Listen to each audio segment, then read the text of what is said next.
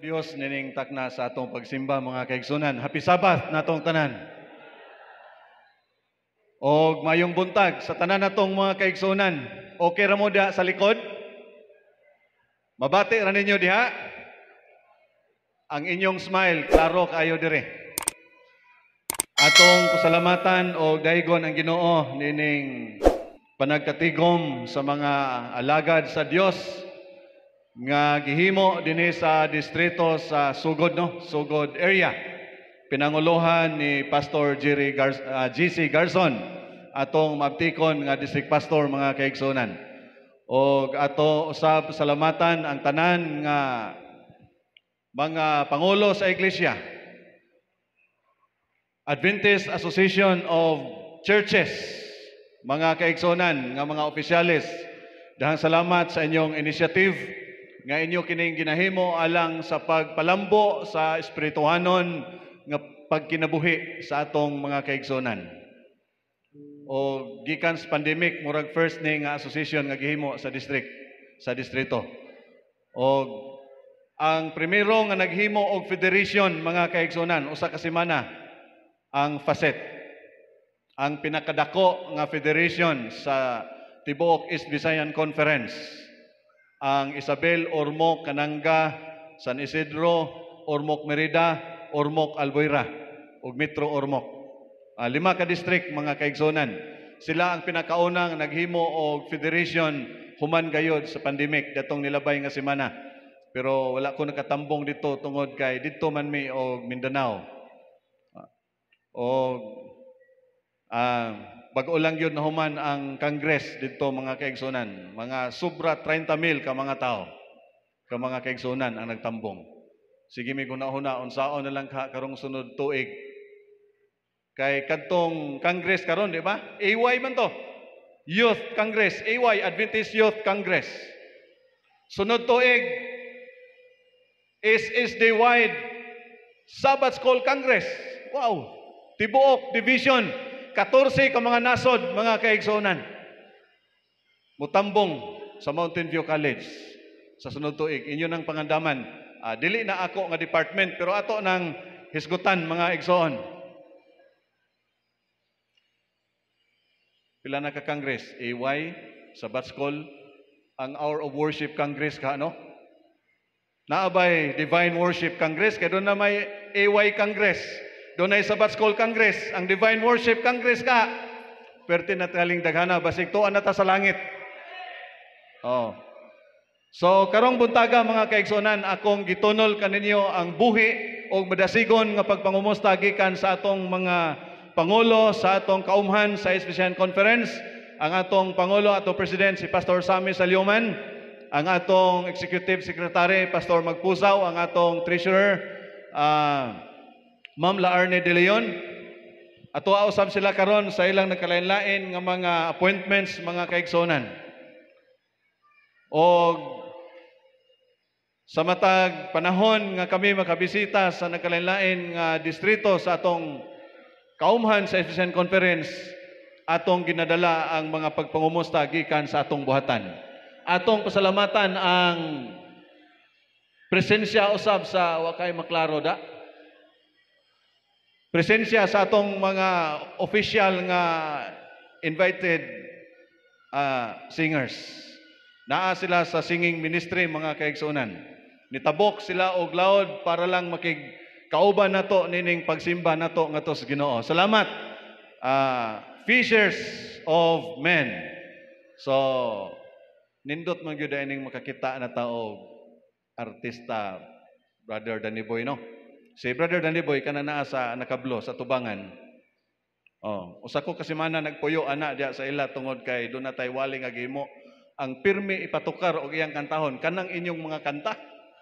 Mao gyud na iyang mga kanta unya kada kanta diri sigig video. So muna nga usa ka dakong panalangin mga kaigsunan. Ato usab pasalamatan ang atong mga kaigsunan gikan sa San Miguel nga gidumalahan ni Sir Arlan.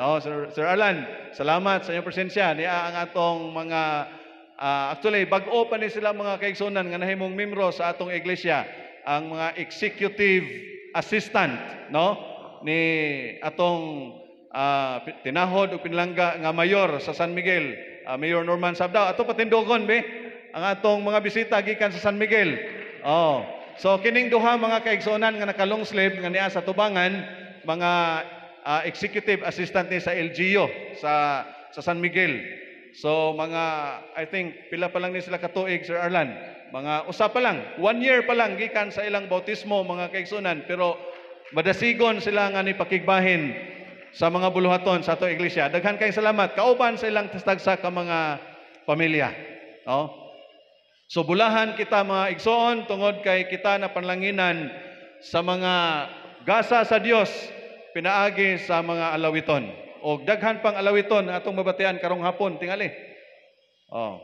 Pero og paapilon ko nila og kanta kanang makamao ko, pwede po ko mo apil. Oh, pero i-off lang ang microphone. Oh, kay sa una na ay singing group gikan sa Cebu. Pastor, apil. Oh, sige, apil ko. Total kamao mangkos kanta. Oh, pero nagsabot mi nga i-off lang nga akong microphone para nga di makaguba ba sa blending sa ilang kanta. Oh. So una mga kaigsuonan. So karon niata sa atong theme nga inyong gipili. Actually kini nga initiative igsoon Back to the Altar, usa ni siya ka program nga gihimo sa ministerial department sa General Conference. Iya sa ministerial department mga kaigsuonan nga diin sa katuyuan nga atong pamalandungon ang awit nindot kaayo, do na tayo manluluwas. No, do na tayo manluluwas. Iyang gi-offer ang iyang kinabuhi, di ba? Naguba ang iyang kasing-kasing tungod og alang kanato. Mao kana si Ginoong Hesus igsoon, the ultimate giver. He gave all. Amen. Siya ang una nga nagahatag, iyang gihatag kanato ang tanan. Unsa may buot ipasabot sa Back to the Altar igsoon. Usa kini ka landmark sa global appeal, hangyo sa kinatibuk-an membro sa general sa kinatibuk-ang membro sa tibuok kalibutan sa Seventh-day Adventist Church, no? Tawag sa tanang mga katawhan nga mobalik kita ngadto sa altar. Unsa may kahulugan sa altar mga kaigsonan? Worship, no? Personal worship time with our God. Ngayon din amid our busy media-saturated lives, many of us are neglecting the essential communion with God that our hearts are desperately craving. Usahay, malingaw na ta sa atong TV, malingaw ta sa atong cellphone, unya, wa na tay igo nga panahon mga kaigsunan. Mauni ang pinaka-basic nga rason ngano nga dunay programa ang atong iglesia nga Back to the Altar. Usa kini ka covenant nga gihimo sa Ginoo ngadto sa iyang mga patriarka, ngadto sa iyang mga katawhan. Oh. Sa katuyuan nga ang atong panimalay, ang tasatagsa nato ka panimalay mahimong lig-on. Sulid. Lig-on ang relasyon, lig-on ang espirituhanon nga pagkinabuhi mga kaigsuonan sa katuyuan nga kita mututok ngadto sa atong manluluwas nga mao si Ginoong Hesus. Ang Exodus 29:39 nagaingon, one lamp you shall offer in the morning, and the other lamp you shall offer at twilight. Both ipasabot sa buntag, muhalad ang mga katawhan sa Dios. Pagkagabi muhalad ang mga katawhan sa Dios. It means God first. He is the Alpha and Omega. Siya ang sinugdanan, siya sad ang katapusan sa atong kinabuhi. Muna nga ang mga katawhan sa unang panahon during biblical times, inig kasayo sa buntag, magdala sila og mananap ilang ihala dito sa altar. Agi og pagpasidungog, pagsimba ngadto sa Dios. Inig kahapon dayon nilang pangatulog, muhalad na pud sila mananap ngadto sa altar. Itugyan nila ngadto sa Ginoo mga kaigsuonan. Hangtod gihapon karon sa atong kapanahonan, wala na tay altar, no? Wala na tay altar nga sama ni ana mga kaigsuonan. Apan ang atong altar mao ang atong family worship sa matag buntag ug matag gabi. Nga ato kanang strengthen, ato kanang pagalig-onon diha sa atong tasatagsa ka mga panimalay. Every Christian home should worship God in the morning and evening. Prayer and the study of the Bible should not be neglected if we want to maintain a close relationship with God and grow spiritually back to the altar. Kung gusto ta mulig-on sa atong espirituhanon nga kinabuhi, mga kaigsuonan, back to the altar. Oh, usahay dunay panahon nga madali-dali gyud ang atong family worship. Madali-dali gyud. Dali-dalion ba? So, giauhag ta mga igsoon sa atong mga pangulo sa World Church nga mobalik ta ngadto sa atong panimalay pagdaig sa Ginoo. If ever there was a time when every house should be a house of prayer, it is now. Kung dunay panahon mga kaigsonan nga ang atong tagsa-tagsa ka panimalay, mahimo kanang panimalay sa pagsimba, panimalay nga manampuon ngadto sa Ginoo atong sugdan karon mga igsoon. Nalipay ko nga inyo ning gipili nga theme aron mapahinumduman. Iniquity abounds, corruption flows in the vital currents of the soul, and rebellion against God breaks out in the life. Enslaved by sin, the moral powers are under the tyranny of Satan. The soul is made the sport of his temptations. Dunay panahon sama sa atong nakita nga pasundayag karong buntag nga ang atong kinabuhi, ang atong kalag mahimo ng arena sa mga tentasyon ni Satanas. Magbadanaogon si Satanas mga kaigsuonan, magahari ang pagkamalimbungon, ang pagkadaotan, makaplagan diya sung taliwala o niya kita naon sa man nailalom kita sa pagpakasala.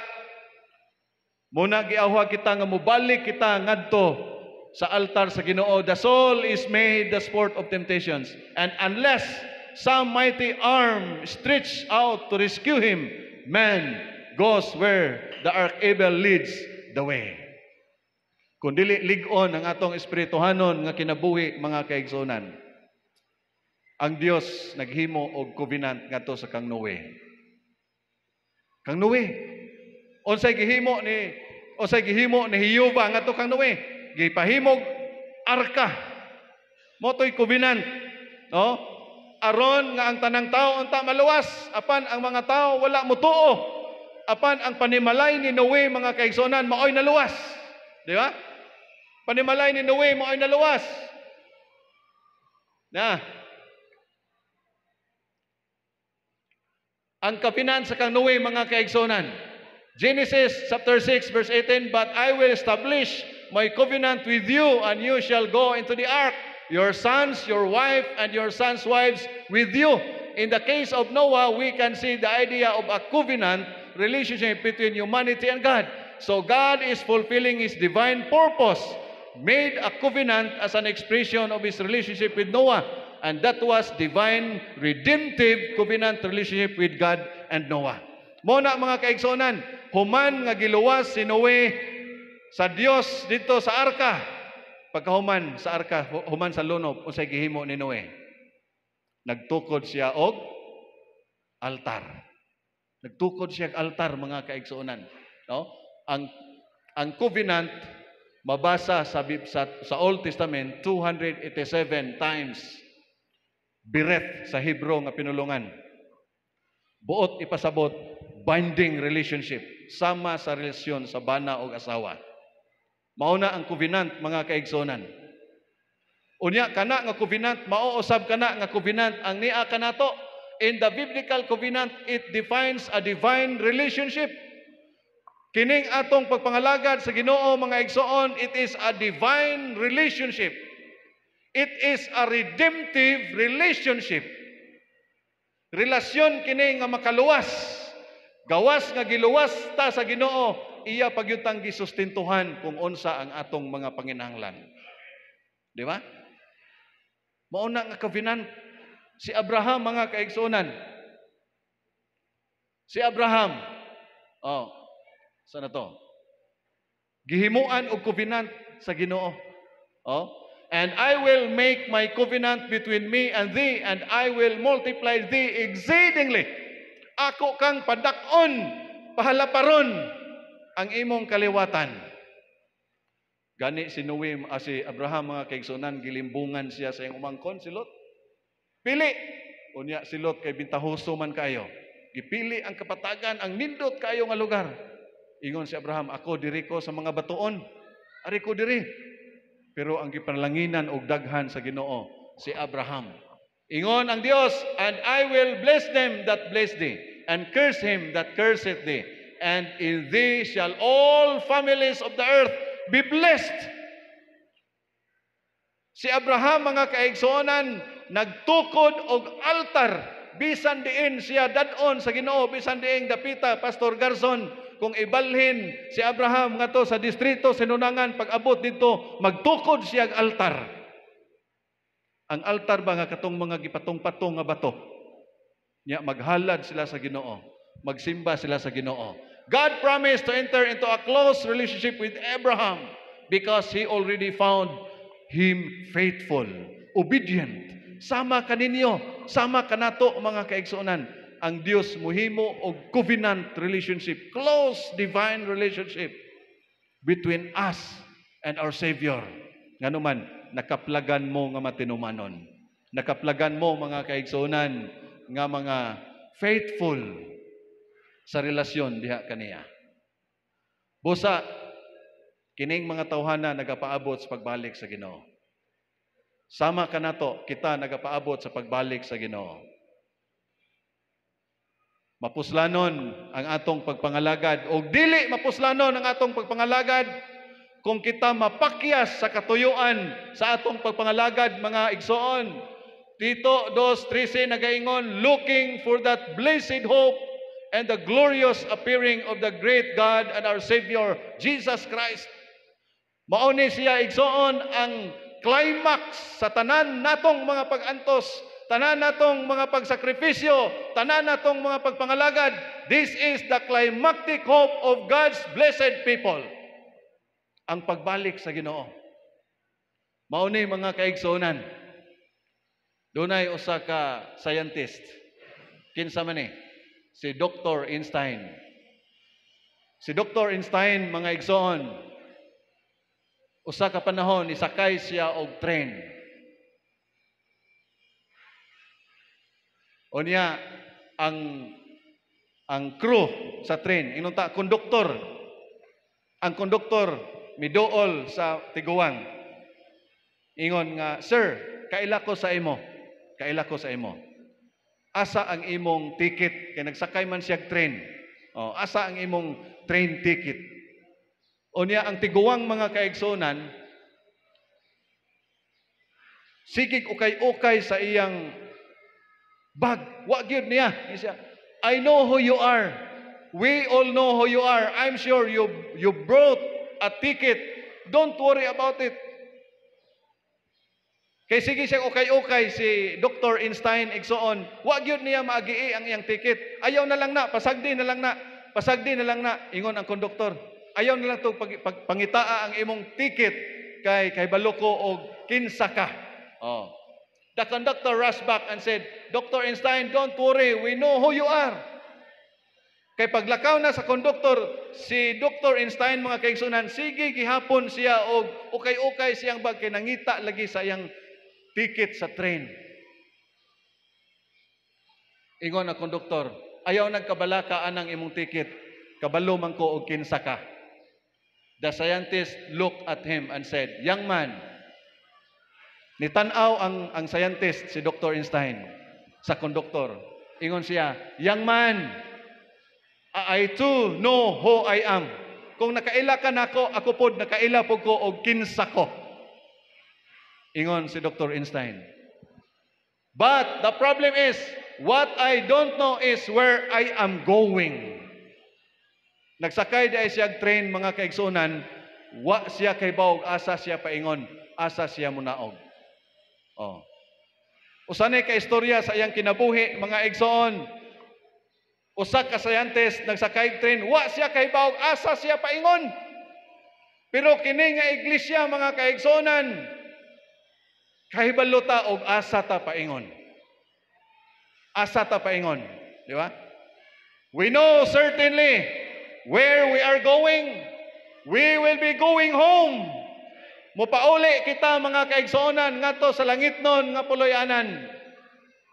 Ang ikaduha nga saad sa pagbalik sa Ginoo, mga igsoon, usa kini kakamatuoran nga angayan natong balik-balikon.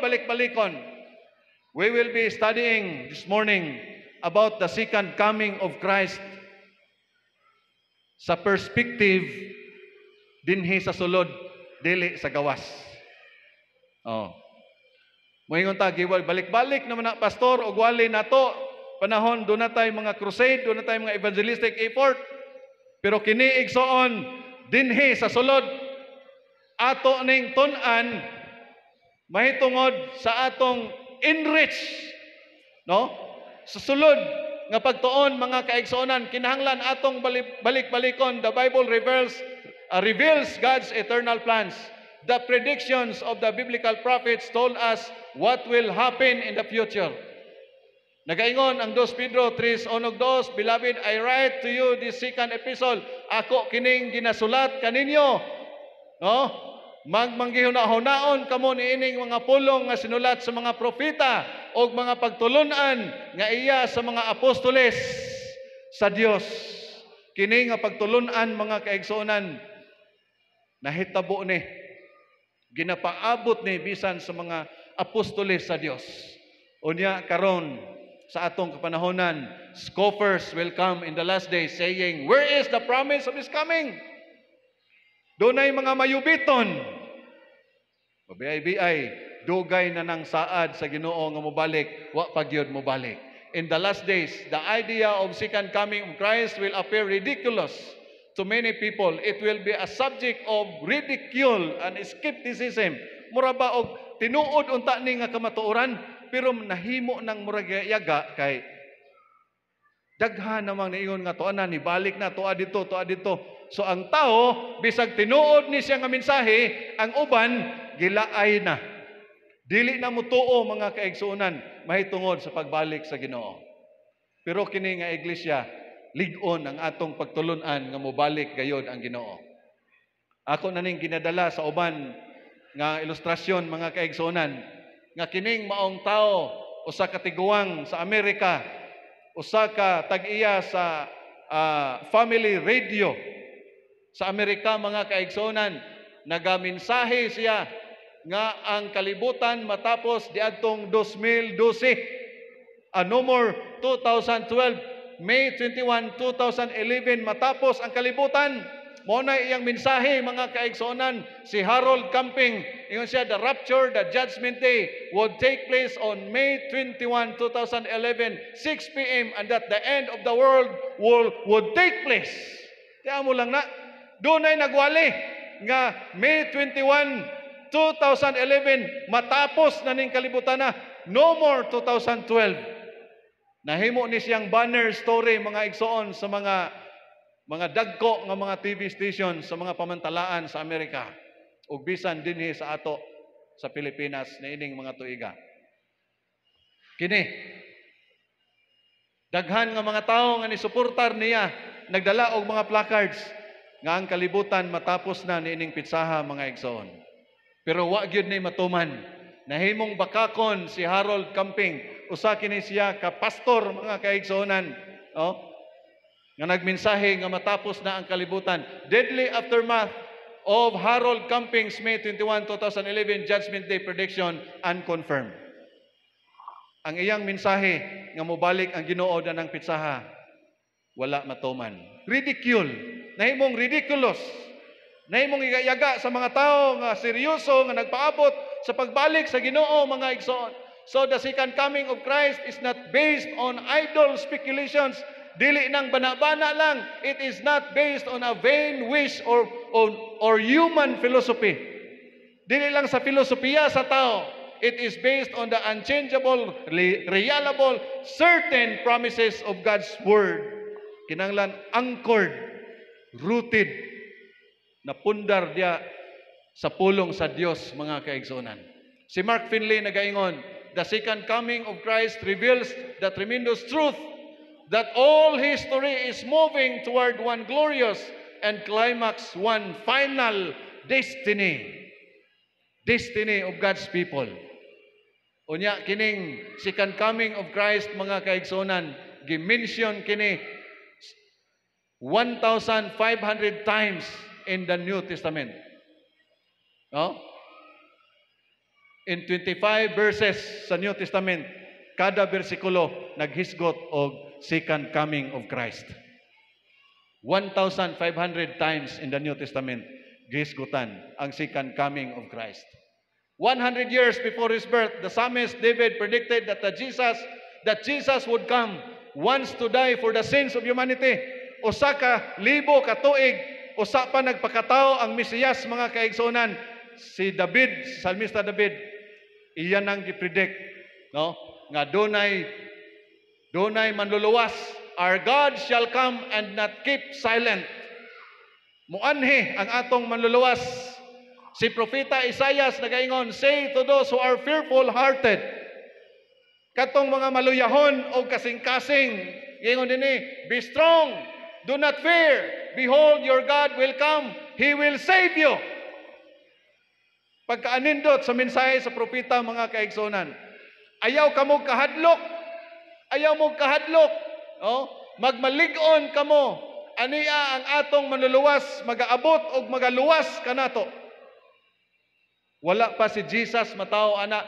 Si propeta, si Panaya, the great day of the Lord is near. It is near and hastens quickly. Ang adlaw sa Dios nagasingabot mga kaigsunan. Apan si Apostol Pedro sa 2 Pedro 3:10 sugon siya nagaingon, but the day of the Lord will come as a thief in the night. Nasayod na ta ni ana mga kaigsunan ngano nga wa ba ta matinga nga anong wa pa magyud ni balik si Ginoong Hesus ngano man unsa magyo iyang nalangayan matapos naon taning atong mga pag-antos, di ba? Ang atong mga pag-ampo mga kaigsunan, Ginoo balik na, kapoy na kaayo nining kalibutan na. Kapoy nagpanginabuhi, balik na Ginoo. Mao na ang atong mga pag-antos. Ha? Labi nagduna tay balatian. Nagatubang tagkalisod mga kaigsunan ang atong mga pag-ampo balik na. Why is Jesus waiting so long to complete the task? Doon na pa tayo buluhaton nga wa pa mahuman, wa pa mo balik sa Ginoong Hesus. If He loves us, why doesn't He return soon and end this misery? Matapos ng taning mga kagulanan, how many more children must die of starvation before it is enough?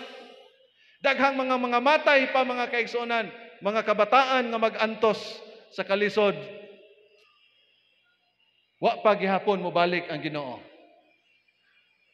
Sa bersikulo 9 nagaingon, bahin sa iyang saad ang Ginoo dili langay-langayan. Ni anang paglangay-langay nga maoy pagsabot sa uban. Hinunoa siya mapailubon kaninyo nga wala magtinguha nga adunay mahanaw.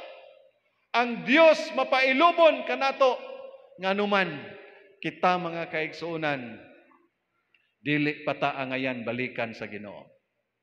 Ang Ginoo nagpailob lang nato. Nagpailob lang nato. Pero ang tinuod, ang Ginoo dili paangayan mo balik para nato. Sa atong kahimtang, ato ning masabtan karon sa unahan mga kaigsunan. The delay of the Advent is not because God is tardy. Ingon ang atong magwawali is Mark Finley. He is long suffering. Dugay lang nagantos ang Dios nato igsoon. Taas ra kayo siya pailob para nato. Dili siya langay-langayan, kita usahay ang naglangay-langay. Dunay tulo ka theories igsoon. Naghisgot may tungod sa pagbalik sa Ginoo. Asa nga theory ang ato ani karon. Ang first nga theory naghisgot sa pagbalik sa Ginoo. Kana bang mga panghuna-huna nga mobalik na gyud ang Ginoo? Ang una kining gitawag the seventh millennium theory. Unsa man ning seventh millennium theory? Di ba ang usa ka semana pito ka adlaw? Dunay panghuna-huna ang mga tao nga sa ikapito ka libo mubalik ang Ginoo. Gikwinta-kwinta mga kaigsunan, gikan kang Adan ug kang Iba, gikan sa pagbuhat sa kalibutan kang Adan kang Iba hangtod sa lunop 2000 ka tuig. Di ba mao nay atong panghuna-huna? Gikan sa lunop hangtod kang Ginoong Hesus, nagpakatao si Ginoong Hesus, gilansang sa krus, 2,000 ka tuig, pila na tanan? 4,000 na ka tuig. Gikan kang Ginoong Hesus sa mga apostolic times, Hangtod sa atong henerasyon, kanusa ni 2000 katuig. Kanusa? Ni atong year 2000. Di atong year 2000, nagtuo ang mga tao nga 6,000 katuig ang edad sa kalibutan. Muna'y gitawag the 7th millennium theory. Unya, pila na ka kalibo? 6,000 years na. Unya, ang pangunahuna sa uban nga sa ikapito ka millennium, mubalik si Ginoong Hesus. Mubalik. Unya, ang ikapito ka millennium, mga kaigsunan, naiba na og 23 years. 23 years na ang iban sa ikapito ka millennium. Nga naman, kanang 23 years, 2003 man ta karon. Di ba? Nya pila na katuig? 2003 pila na katuig? Sakto? 23. Oh. Ang ikapito ka millennium. So nagunaw nata nga basig kinis karon sa atong henerasyon, mubalik na gyud ang Ginoo. Unya di atong year 2000, perting puno kayo ang atong simbahan, mga igsoon. Puno. Unsa tong gikadlokan sa mga tao datong year 2000? Ha, unsa to? Katubang dunay unsa to katong Y2K? Kadumdum atong Y2K? Y2K nga ang eroplano kuno mohunong, mubagsak, ang tanan nga nagdagan mohunong. Relo mohunong. Y2K. Hadlok ang mga tao. Ang dugay na nga mga tao nga wa na nagsimba na malik sa atong simbahan. Perting puno sa atong simbahan. Year 2000. Pag 1999 mga igsoon, pagka year 2000 pagsugod, puno kayo ang atong simbahan kay mobalik na ang Ginoo. Og dunay 23 ka tuig igsoon. Dugay pa ang 7th millennium. Pero basi tuod og karon mobalik ang Ginoo karon nga millennium. Oh, so mao ni mga igsoon. Ikaduha, the consummation of the sign theory. Nga gibase nato sa pagtulon-an sa Mateo 24 nga og kining tanan nga mga ilhanan magapadayag makit ni mailhan igsoon nagpakita nga ang Ginoo hapit nang mobalik. Science theory, consummation of sign theory. Unsay giingon? Ministry Releases, page 85, John 18:89, nagaingon, Satan puts his interpretation upon events, and the rulers, mga magbabalaod, mga hari, no, mga presidente, think as he would have them, that calamities which fill the land are a result of Sunday breaking, thinking to appease the wrath of God. These influential men make laws enforcing Sunday observance. Ang mga kadagkuan sa kalibutan naghuna-huna nga kining pandemic, kining dagkong kalamidad, linog, hurricane, mga bagyo, mga ilhana ni telimad-on nga kinahanglan maghimo ta og balaod nga mag-usa ta pagsimba kini nga adlaw, Sunday observance, tungod kay kining dagko kaayo nga kalamidad nga nagpakita sa kalibutan, wa ta magkahiusa og simba. Sunday breaking, tungod kay atong gilapas ang pagsimba sa Domingo. Muna'y nakita ni Mrs. White, mga kaigsunan. Muna ang kadagkuan sa kalibutan maghimo sila og balaod enforcing Sunday observance. Sandilo para nga mawa na ning kalisod, mawa ng kalamidad, maoy gipasamanginlan, mga kaigsunan. Great Controversy, page 590, nagaingon, it will be declared that men are offending God by the violation of Sunday. Ang tao nakapasubo sa Dios tungod kay iyang gi-violate, iyang gilapas ang Domingo. That this sin had brought calamities which will not cease until Sunday observance shall be strictly enforced. Dili ni moundang nga dagkong kalamidad nga nagakahitabo sa kalibutan kung dili iimpusar ang pagsimba og Domingo. Pero kita igsoon kana nga mga kalamidad, sign kana nga ang Ginoo hapit na mobalik. Pero sa mga kadagkuan sa kalibutan, mauni dunay daghang kalamidad kay nganuman ang mga tao wala maghiusa sa pagsimba sa Domingo. Muna nga musugotag sa dili mga kaigsunan, dunay enforcement of Sunday observance. Oh. Sign of consummation theory. Earthquakes. Linog. Sa una ang linog mga kaigsunan, mada pa nato og kanang abog-abogo nato ba. Pero karon ang linog tag 7.2. Perting kusuga sa linog. Sunod-sunod nga nagakahitabo sa kalibutan. Matapos na magyud ang kalibutan, kini ako naning gi-present sa uban mga kaigsunan, mao ni ang gikadlokan. Di ba, sir? Big One sa Manila. Oh. Si Solidom, asik naman na siya, karon assistant secretary sa sana. Sige nagyud siya og painumdom nga kining the big one kung mao ni ang mahitabo sa Manila mga kaigsunan, delikado gyud ang Manila. Daghan gyud kaayong mga matay. West Valley Fault o East Valley Fault. Oh, nya kini nga mga nasod ang mga syudad mga kaigsunan sa Manila, mao ni nga mga syudad ang delikado. Kini unya nag-ingon ang ABS-CBN igsoon nga ang last movement sa West Valley Fault moves every 400 years. Ang last movement niya 356 years ago. Unya ang ika 400 years karon nga kuan ba? Nga century. Karon ika 400 years na ron. Oh. So ilang nakita gibana-bana nga basig karon sa henerasyon, karon sa atong generation mulihok ang West Valley Fault. Mao ni ang pinakakusog nga linog nga mahitabo sa tibuok kalibutan mga kaigsunan.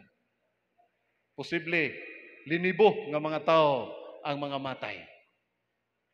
Kini. Oh. Nya linog magakaabot usahay ang linog mga kaigsunan mahadlok ta. Mga di ta makapangandam sa linog. Sa tanang kalamidad maora na dili ta makapangandam. Pero kining the biggest one nga mahitabo igsoon ang pagbalik sa Ginoo, angay ba ni natong pangandaman? Pwede no. Pwede ni nato mapangandaman mga kaigsonan kung dunay the big one nga gikadlokan ang Pilipinas, dunay the biggest one nga ngayan nato kahadlokan kining pagbalik sa Ginoo. Mao ni mga kaigsonan, is it threatening to us? Naghadlok ba ni nato? Wala. Bosa kon atong tun-an ang balaang kasulatan mga kaigsunan sa pinadayag 6:12 o 14 nagaingon, and beheld when he had opened the sixth seal, and lo, there was a great earthquake, and the sun became black as sackcloth of hair, and the moon became as blood. Kini gitagna ning daan sa Biblia mga kaigsunan, and the stars of heaven fell unto the earth, even as fig tree casteth her untimely figs when she is shaken of a mighty wind. And the heaven departed as a scroll when it is rolled together, and every mountain, island were moved out to their places. Ang giingon dinhi sa ika-unom ka silyo, dunay kusog kaayo nga linog nga mahitabo. Kung maghisgo ta og silyo sa Biblia mga kaigsunan, ang first seal diadtong AD 100. Puti ang kabayo, purity ang pure pa ang putli pa ang doktrina. Oh, ang seal number 2, red horse. Tanduay man tong ilang giinom ganiya. Kini red horse, pula nga kabayo. Pula nga kabayo sa kahulugan, a blood-stained faith. Kay gikan ining mga tuiga igsoon from AD 100 to AD 313, dinhi mibaha ang dugo sa mga martyrs. Dinhi nibaha ang dugo sa mga matinumanon nga mga katawhan nga nag-alagad sa Ginoo during the time of persecutions. Dinhi giusab ang pagsimba sa adlawng igpapahulay ngadto sa Domingo mga kaigsunan. Kini nga mga tuig pagka 321 giusab. Pero kini nga 300 century kini nga mga katuigan igsoon daghanang nisulod ang mga doktrina nga mga pagtulun-an sa simbahan. Bendita, panguros, nisulod dinhi. Kini part ni sa consummation of sign theory mga igsoon.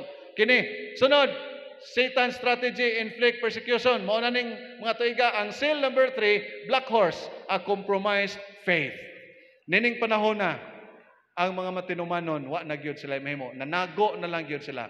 Ang uban ni dawat na lang gyud sa tradisyon sa pagtulunan sa simbahan.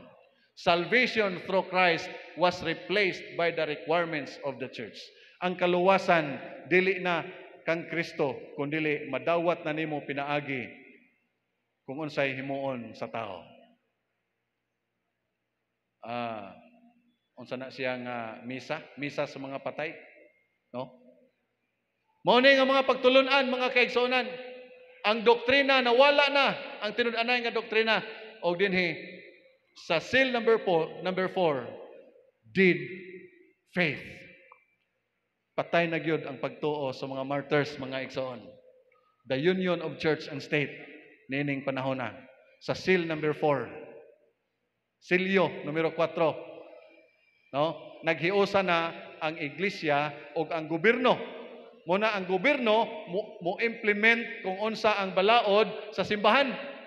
Ang ikalima ka silyo pinadayag size nagaingon din 1517 to 1755 souls under the altar from the Reformation to the Great Lisbon earthquake. Ako lang ning gisgutan mga kaigsuonan para nga doon na tayo pundasyon kumuadto ta sa ika-unom ka silyo. Ang ikalima ka silyo mao ning tuiga 1517 to 1755, no? Katong dako nga earthquake nga nahitabo. Ang sixth seal, ang ika-unom ka silyo from 1755 up to the present niadtong tuig 1755 hangtod karon sa atong kapanahonan, we are under the sixth seal. Ilawom ta mga igsoon sa ika-unom kasilyo nga giingon diha sa pinadayag. Unya mao ni ang mga nagakahitabo sa gipredict sa pinadayag kapitulo 6:12 under the sixth seal, no?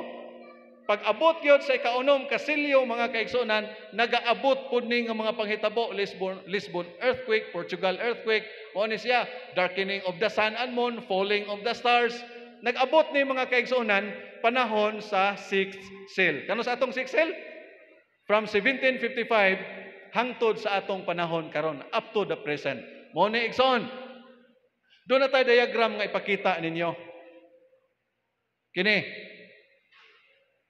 1755 dinhi nagsugod ang sixth seal.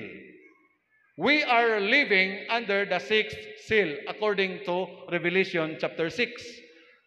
Era of natural convulsion and calamities here and there. Di ta matingala mga kaigsuonan nga sa atong kapanahonan karon, puwerteng daghana na kaayong kalamidad, ang linog nagtikakusog nagmayo. Nganuman, we are under the convulsion and natural calamities. Niya, pagsugod gyud sa 1755 igsoon, nahitabo ang Lisbon earthquake. Kung atong sumahon karon 2023 ta karon, gikan sa 1755, pila na katuig hangtod karon? 267 murag dili na, murag 268 na tingali ta karon. Hangtod sa atong panahon karon. Unya sa atong kapanahonan igsoon, sa atong kapanahonan dunay gitawag shaking time nga mahitabo.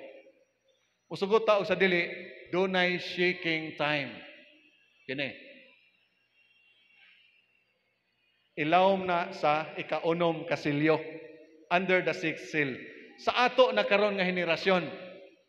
Og nianing shaking time may tabo moabot ang sandilo. Sandilo. Pagproklamar sa sandilo mga kaigsuonan, dunay sealing and marking. Pagproklamar sa sandilo, dunay rapid, dunay gitawag loud cry, the latter rain.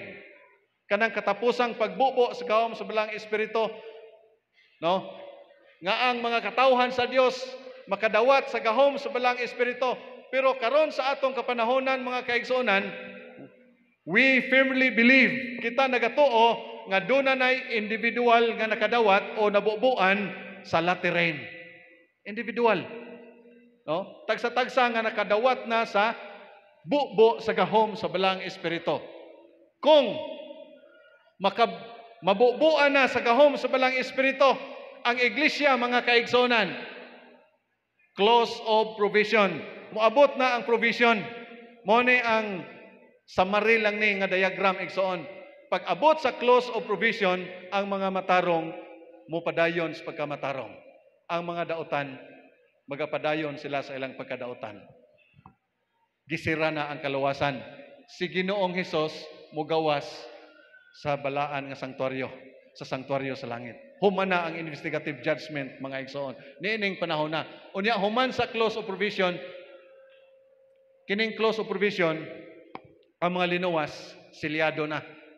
Silyado na ang mga linuwas, ibubo ang 7 kahampak. Ibubo ang 7 kahampak. Pagbubo sa 7 kahampak, mga kaigsonan, mubalik si Ginoong Hesus. Mo ni ang atong gipaabot. Doon na pa'y series of events nga mahitabo, maeksperiensyahan ini nga iglesia. Pero kini nga sign, mga kaigsunan, kini nga theory, magakahitabo ang tanan nga sign sa pagbalik sa Ginoo. Dili pa mo balik ang Ginoo. Doon na pa'y usa ka theory nga atong tun-an nga diha gyud mo balik ang Ginoo. Unsa man ni nga theory, mga kaigsunan? Doon na pa'y 7 seal, no? Kay under man ta karon sa 6 seal. Ang 7 seal pinadayag 8:11. Nagayon, silence in heaven for half an hour. When Jesus comes for His people, He brings all the holy angels with Him, and heaven will be empty. Matthew 25:31, when the Son of Man shall come in His glory, and all the holy angels is with Him, then shall He sit upon the throne of glory. Sa ikapito kasilyo igsoon, hilom ang langit. Hilom nganuman ang tanang manulunda sa langit dadon sa Ginoo sa iyang pagbalik aron sa pagkuha sa iyang mga linuwas. Amen. Muna, mga kaigsunan, ang ikapito kasilyo. Pero ang ikaunom kasilyo, perting daghanang mga panghitabo sa atong kapanahonan. Pero ang ikatulo ka theory igsoon, kining theory sa gitawag the harvest theory. Unsa tong una, number 1? Millennium. Ikaduha, consummation of sign. Mga signs. Pero ang ikatulo, doon ay gitawag the harvest theory. Unsa man ning harvest theory? This is a figurative language signifying the event of the end of the age in Matthew 13. But this is also the vision God showed John the Revelator in relation to the time of His descension. Figurative or symbolic, the Lord still chose the analogy to describe His second advent. Wa pa mo balik sa 7th millennium theory. Sa mga signs, dili pa mo balik ang Ginoo. Pero dinhi sa harvest theory, mo balik ang Ginoo. Unsay iyang gibitbit sa iyang pagbalik? Unsay gibitbit? Unsa? Garab. Garab. Kana bang gamiton pag-ani? Nganuman, ang iyang pagbalik, mag-harvest na siya. Garab. Unsa man na, pastor, nga pagtulunan? Niya, mga kaigsunan, mao ni ang parable, the kingdom of heaven is like a man who sowed good seed in his field. But while man slept, his enemy came and sowed tares among the wheat and went his way. But when the grain had sprouted and produced a crop, then the tares also appeared. So the servant of the owner came and said to him, Sir, did you not sow good seed in your field? How then does it have tares? Sa atong iglesia, di ba doon kini nga parabola, mga kaigsonan, ato na ning nasabtan. Og ang field, mauni ang atong iglesia. No? Nga dunay maayong binhi, apan doon na po'y dili nindot nga binhi. Nagaingon, he said to them, an enemy has done this. The servant said to him, do you want us to go and gather them up? But he said, no, lest while you gather up the tares, you also uproot the wheat with them. Pasagdi lang sila magdungan og tubo. Kay ang wheat, Mao ni siya ang sana tinuod nga binhi. Apan ang tares mga kaigsonan mao ni siya ang bunglayon, no? Katubang mura-mura po og hitsura, no? Let both grow together until the harvest. And at the time of the harvest, I will say to the reapers, first gather together the tares and bind them in bundles to burn them, but gather the wheat into my barn.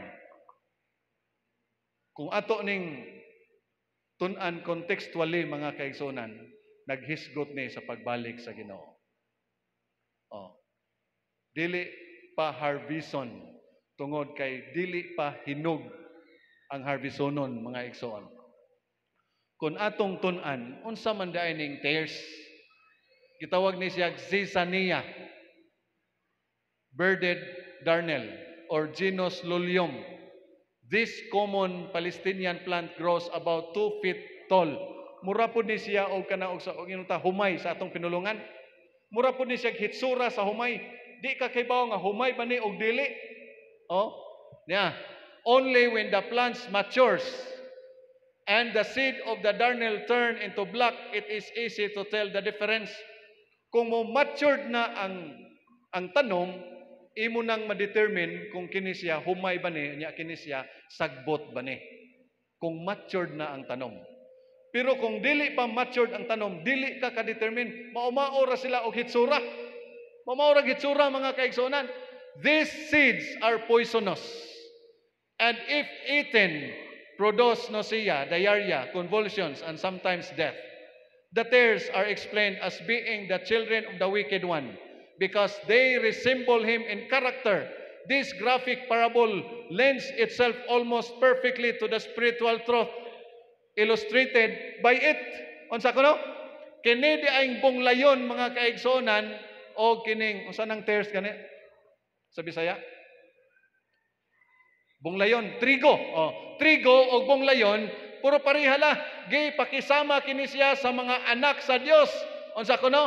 Ang bunglayon mao kini ang mga anak sa daotan. The tares are explained as being the children of the wicked one. Pero asa man ni sila mga kaigsonan? Sa atong iglesia. Naa sa atong iglesia. Oh. Unya kining tares, no? Kung makaon ni siya, magsuka-suka ka, magkalibanga ka, mahilo ka, unya pwede pod mamatay ka. Sa atong iglesia mga kaigsunan, dunay daghan anak. Oh? Dunay daghan. Sa atong iglesia, muna nga ang Ginoo dili pa gusto nga mobalik kung dili mamahimong mature ang iyang mga harvestonon. Kung ang iglesia dili pa matured mga kaigsunan, dili pa mobalik ang Ginoo. Those who become disciples of Christ must not be surprised to find the kingdom of the divine grace here on earth. Some whose lives have not been transformed by the gospel. Dunay uban nga membro sa toy iglesia igsoon nga wala pa mausab ang ilang kinabuhi sa unsa man sa mensahe. Christ would have men know that such persons are not of his planting. Kining mga tawhana dili ni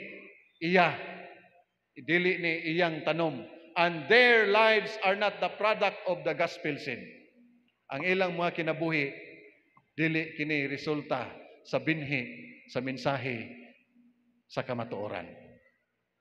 Muni mga kaigsonan, their presence in the church is due to the fact that an enemy has planted them there with the twofold purpose of endangering the wheat and dishonoring and ruining the owner of the field.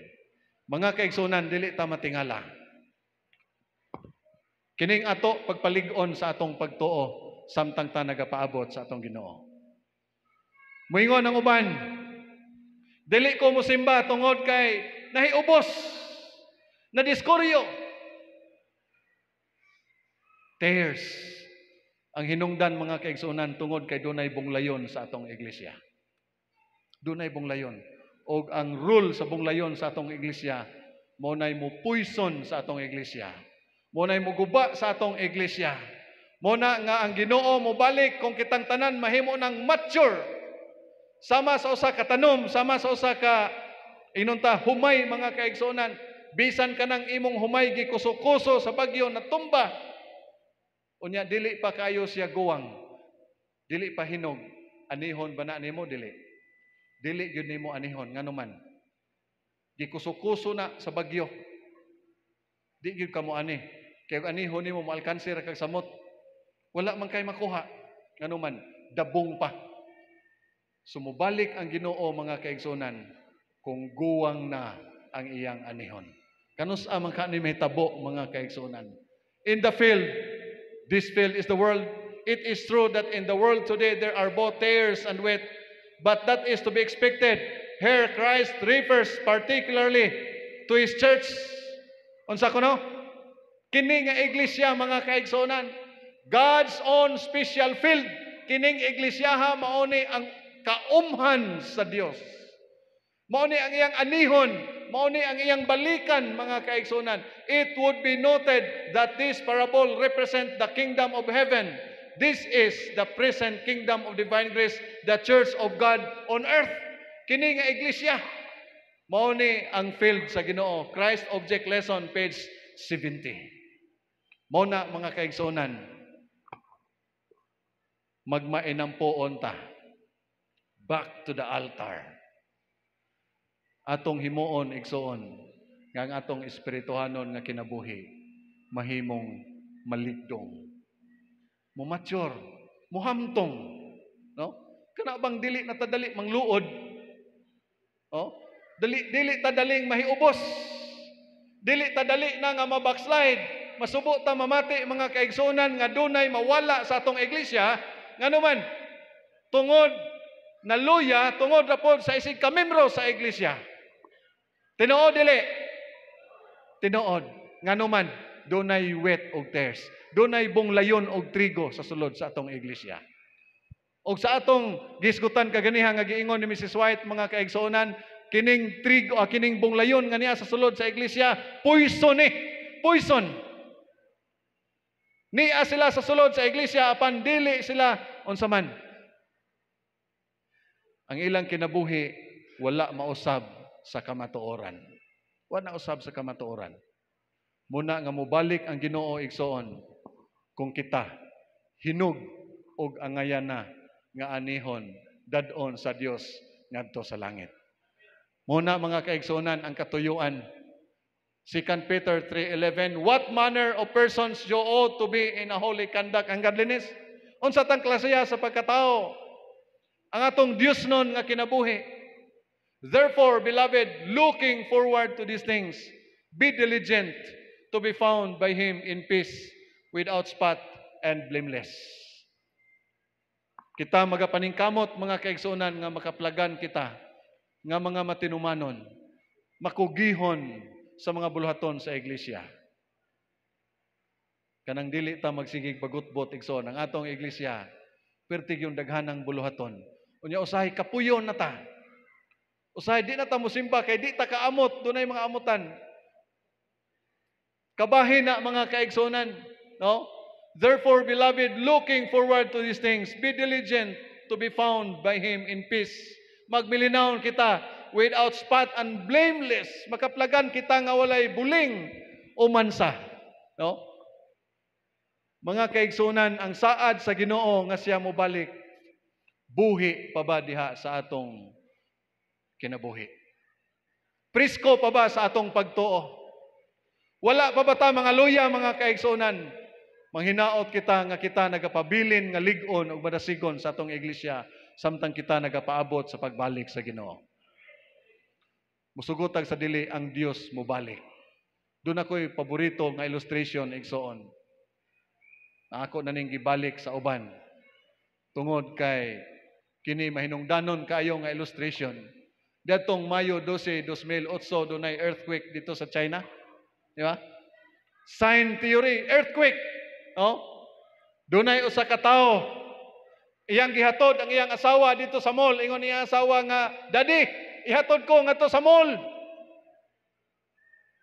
Iyang gisakay sa iyang motorsiklo ang iyang asawa, gihatod niya sa mall. Niuli siya balik sa ilang balay. Pag uli siyang balay, mga kaigsunan, wa magdugay, niabot ang linog ni atong tuiga. Kini nga tuig.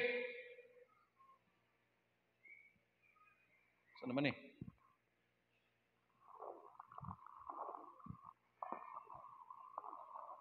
mall igsoon, di na ninyo makita. Pag abot dito sa mall, daghan na kaayong nangamatay. Mga rescuers dito na. Unya niabot ang 2 ka adlaw, 3 ka adlaw. Pag abot dito, giingnan siya sa mga rescuers nga, "Mr. Wo Japang, pasagdi na lang tong imong asawa. Pasagdi tong imong asawa." Di na to maagian kay naguba ang mall, mga igsoon. Unya pagkaguba sa mall, iyag yung gipangita ang iyang asawa, mga kaigsunan. Gipangita gid iyang asawa og iyang nagian ang iyang asawa. Mauna ang iyang asawa. Pagkagii sa iyang asawa, mga kaigsunan, di nagyod. Nawa nagyod ang iyang signal. Iyan ning gikarga sa iyang motor. Gihigta niya, gikarga sa iyang motor, iyang gigapos, iyang lawas, iyang giingnan ang iyang asawa. "We will go home. Dadon ta ka sa balay. Gisaaran ta ka nga ako kang balikon dinhi sa mall." Pero pagbalik niya, ang iyang asawa, mga igsoon, wala na'y kinabuhi. Namatay na. Pero iya gihapon gidala ang iyang asawa, bisan wa na'y kinabuhi, iya gihapon gidala dito sa iyang panimalay.